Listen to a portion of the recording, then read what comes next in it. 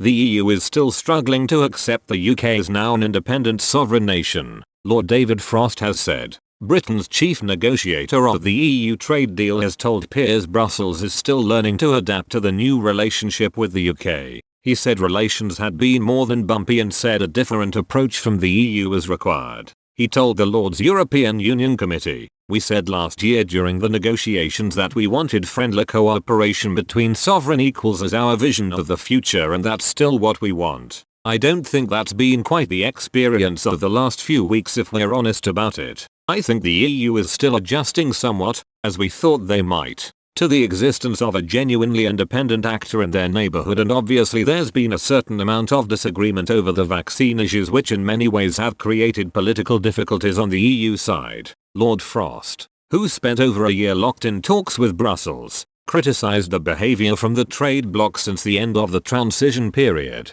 The negotiator claimed a new approach was required from the EU if the two international partners were to overcome their differences. He said, "I think it's been more than bumpy. To be honest, in the last 6 weeks, I think it's been problematic. I hope we'll get over this. It is going to require a different spirit probably from the EU, but I'm sure we are going to see that and see some of this subside as we go forward. None of those things are in themselves dramatic, although some have been very, very serious. We have behind that obviously the Northern Ireland issues." On the 29th of January, the EU sparked outrage from the UK and Ireland after it announced it was triggering Article 16 of the Northern Ireland Protocol following fears of a shortage of coronavirus vaccine supplies. The move, which effectively would have seen a hard border introduced between Northern Ireland and the Republic, was reversed just hours after it was announced. The triggering of the emergency procedure just 29 days after the protocol came into place was seen as a low point in relations between the UK and EU.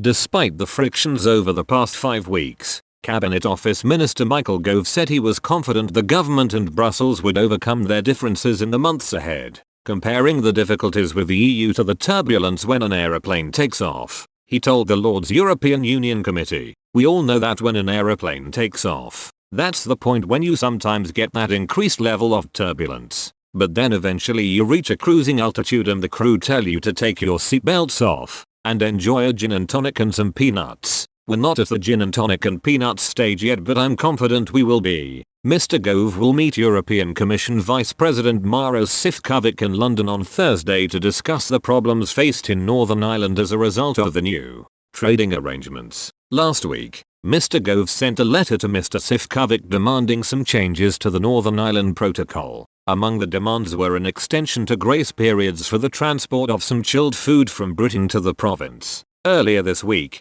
Irish Foreign Minister Simon Coveney said Dublin was open to modest extensions of waivers on the movement of certain goods, but it is as yet unclear whether there would be agreement this week. The spokesman declined to say whether Britain would agree to shorter extensions than those requested. Boris Johnson's official spokesman said earlier today, "We want to extend the existing measures, but we are committed to working constructively and pragmatically with the EU to resolve the issues as quickly as possible."